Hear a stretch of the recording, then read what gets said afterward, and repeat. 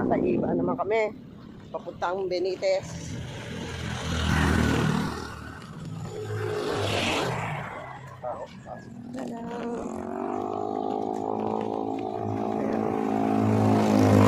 Ayan ang papuntang iba. Ayan.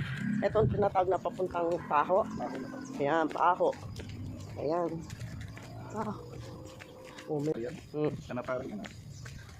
Ayan.